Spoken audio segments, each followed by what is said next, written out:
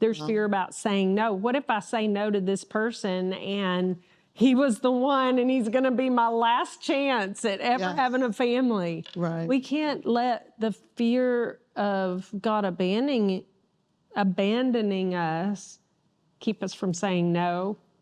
Right. Or the fear of what's ahead keep us from saying yes. Right. How did you come to that place where you and Pastor James, like you knew he was the one?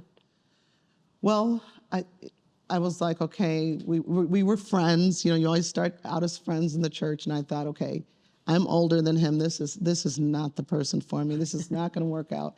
And I'm like, okay, I'm falling in love with him. Here we go again.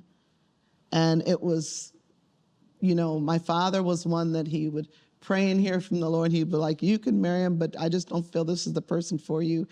And James, unlike the other men that had come in my life, he really had the least. He had just graduated college. He really didn't own anything. He had a part-time job. And that's who my father said, you know, I think this is who God has for you. So on the outside, none of the boxes checked off except for he had a heart after God. He was passionate about the Lord. He was in love with God. And I'm one of those aggressive, assertive women, and he could handle me. So I was like, okay, he's a man's man, and he's not intimidated. Yeah. Well, I know that family is very big on your heart. Yeah. And as a mom and a wife, that's a lot of yeses right there to the Lord, because so much of, you know, what your time is spent on and what your thoughts are spent on, they're not really wrapped up in, you know, yourself.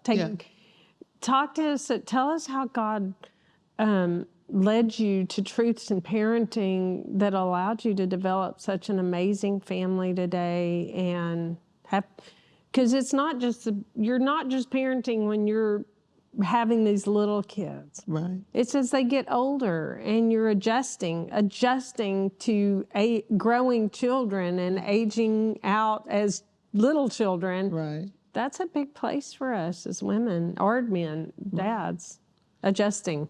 It is. And for us as women, I find that it doesn't just encompass my two kids. We have two amazing kids, Hannah and Jonathan. How old are they? Hannah is 22. She just graduated college, and now she's going to Regent to get her MDiv, and Jonathan is a junior in college. They both work with us in ministry, amazing.